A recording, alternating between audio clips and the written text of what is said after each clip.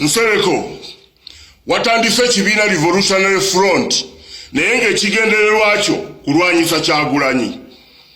Naye buli lw'olwanyisa Kyagulanyi ffe otuwadde emirimu egy'okkola. Owulidde?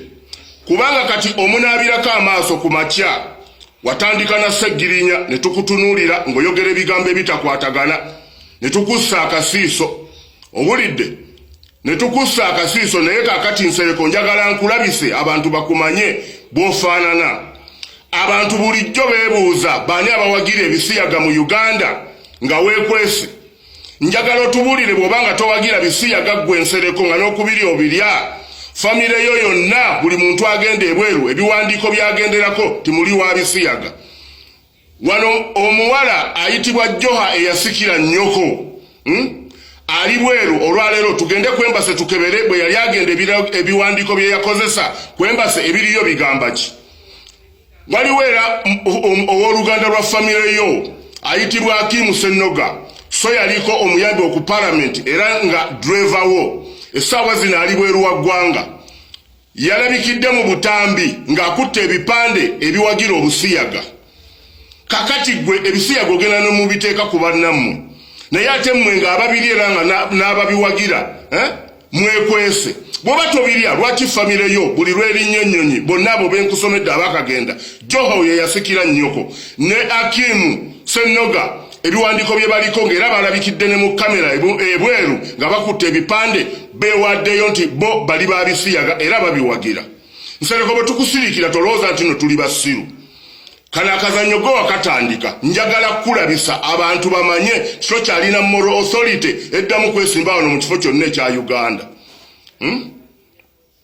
Ndeete bwino owaisha motozi nti nga n'emmotoka gy'ovuga UAY eyo siginasi enjeru gy'otambuliramu n'oli amasappe nga naye omwayisha motozi baaguluba naawe kumpi olinga eyabba enzibe.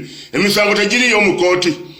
N'okwata ettaka lyewabawa wane Ssekanyonyi mu Mityana ettaka ne libuuka amakyo nakati olwaleero emisango gikyaliyo mu kooti egyayisha motozi. Wano omugenzi Ibrahim Kigundu BMK yagenda okufa ng'akubanja sente mmeka omubba sente mmeka. Omugenzi Tom Kaya eyali akulira zino taxi eziyitibwa Kachi yagenda okufa nga omubbye sente mmeka. Abantu yessaawa tuveeyo tubabuulire Nsereko omutuufu yaani. Naye ebyo ebyokwesiiganga akazigo ne weesiiga akazigo ne weesiiga akazigo tetugenda kubikkiriza. Bw'oba owakana vaayo nchallenging ng'ebiwandiiko bye njogerako famire yo byegendeddeko ebweru tebibaddeko nti bawagira ebisiyaga. Bw'ovaawo ne weekwekakweka wano mu bantu. Nsereko nja kukuba nkulabise. Musajja gwe olekeraawo okuferaafera abantu. N'abantu abagenda okuyingira mu kibiina kyekyo simanyi Revolutionary Front bajja kuba bajega, bajja kuba basiru. Naye omuntu ategeera alimu amagezi tasobola kugoberera Nsereko. Kubanga oli mufere, tolina mazima, oli mwefuuzi, oli munnankwe, buli w'obeera oyagala okuba nti gwo controllingawo. Ate nno nalabye ne General Muhoozi ng'okukuta naye njagala okumulabula bw'aba tamanyi Nsereko bye yakola kitaawe. Mugendeko mpola tolowooza nti naawe akwagala nnyo. Nsereko bye yakola kitaawe genda obibuuze taatawo omubuuze nti Nsereko afaanana atya. Golowooza wano nga yeesimbyewo mu kalulu kye kyamubbya mu State House batuko baba muyirize n'engoye aveeyo ajje engoye azigule wano entebe mu kitoolo.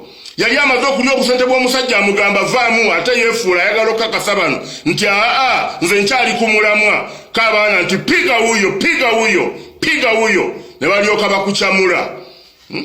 Nsereko weegendereze ffe tukumanyi nnyo era basiru be bakyakutambulirako abo abanoonya emitwalo 5 mitwalo 10 mitwalo 2 gogenda ogaba. Waliwo n'abantu abangoberera wano naye ate nagenza okulaba nga bali naawe nnyo mu lumbe. Seetaaga muntu angoberera ng'akolagana n'Ensereko oba ng'akolagana n'omuntu yenna anyigiriza abantu atalimu magezi atasobola kutegeera. Oyo omuwala gwe njogerako muganda wa Nsereko simanyi maama we yasikira nnyina Joha. Nsereko emmotoka gyevuga mu kalulu akawedde twagisinga ewa mukoddomi we kaakati gwayita mutabani we ayitibwa Jafari. Naye sente ezo yazimuwa oba ebisumuluzo mwabibbayo bubbi. ne mudimba limbo omusajja ogenda okugira ngo omuwala omutiisa omututte ebweru ku nnyonyi. Obwo obubbi bwo bw'ogenda okozesa abatakutegeera be bagenda okwerinaanya. Naye Nsereko ndayira nja kuba wano wansi w'enjuba. Ekyokubiri njagala okulabula eyali omubaka wa Lubaga North Kasibante Moses. Tolowooza nti buli lw'omala okunywa walagiwo n'oli embizzi embisibisi n'ojjona abira amaaso ku Kyagulanyi. Owulidde wano wali weekukutiriza ku Kyagulanyi akalulu akawedde nkakasa tiketi eyiyo ey'omubaka wa Lubaga North n'eya Ssegirinya Kawempe North ze zaasembayo nga zisibye enkalu. Bobi Wine gw'oyita omubi yakuyitako era wali weekukutiriza lwaki mu kibiina ki. Omuntu bw'amala okumma ekintu ng'akulengedde akubyemu ttooki nti tosaana ate tomufuukira mugugu. Wano wajja mu parliament ne tukuwa sympathy vote ng'ova ku CBS osoma amawulire nga n'empale zikwabiridde omuliro ne tukuyamba olwaleero omaze okugaggawala kati otandise kusesema busesemi byeyogera tebitegeerekeka. Ate mmwe abantu ba DP buloko mmwe nze sibategeera kuba ndaba be bafuukidde Kyagulanyi akagumba. Buli muntu gw'olaba nti yaliko mu DP block afuusa akagumba. Naye gwe Kasibante jangu mpola naawe bwinowo tumulina.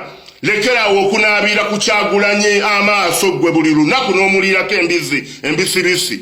Tolowooza nti gwe tetukulina naawe ku fayiro. Gwe n'Nsereko mmwe bamu. Owulidde Nsereko tabeera na muntu mugezi era abeera n'abantu babuyabuya. Luli wayogeranga ebintu eby'amagezi kati ate kiki amagezi galagawa otandika okwogera ebintu eby'ekisiru. Mwe mulowooza nti bwe mumaze okubba ne mugaggawala ffenna tubbye tugaggawadde muleka abakyasobola okutulwanirira ffe abanaku batuyirewo omubiri. Owulidde Nsereko weegendereza ate nakugamba bwino we Zambia engeri gye wafulumamu Zambia naye nja kumuleeta abantu balyoke bamanye obufere bwo. Kati essaawa y'olwaleero ne Kapera akusinga amasannyalaze. Kapera akusinga amasannyalaze kubanga waayita abantu bangi kati bamukuŋŋaanirako. Owulidde bamukuŋŋaanirako lwaki ne Kapere n'asobola okulaba ekituufu naye gwe omuntu eyasoma ne weefuula nti nno wasoma tosobola kulaba kintu kirimu magezi. Mubeeraawo buli kiseera musitaamiriza busente awali sente we muteeka ennyindo awali sente we muteeka ennyindo.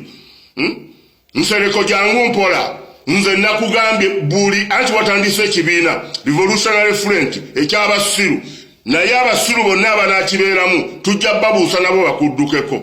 Bwe muba abagezi muve ku Kyagulanyi mumuveeko byakola biri ku mulamwa. Ffe abanaku abatalina bwogerero yatulwanirira naye tetujja kulowooza nti mwe bwe muneera ne famire zammwe ffenna tuba tulidde. Owulidde gwe Nsereko oyamba abantu bameka muyambira mu makamera wabadde mu lumbe lwa Katonga weeragaalaga. Kakati Kyagulanyi bw'atazze mu lumbe n'afiirwa ki yabadde Dubai ng'alya bulamu ng'ali ne Kapere yatutte abantu abawera 10. Omugamba ntajja kujja mu lumbeero. Kyagulanyi okujja mu lumbeero aba akuyamba kuba olumba aba agenda ddwongera mu vibe kamera zonna ziba zigenda kutunulawo naye olw'obusiru n'empiiga n'obutayagaliza n'enkwe ogenda osabattukana n'ebigambo ebitategeerera. Nsereko nja kukuba Nsereko nja kufiirako gwe kisajja gwe nja kufiirako abantu tebamanyi lwaki nkukuba naye nja kufiirako Nsereko paka lw'onoddamu amagezi.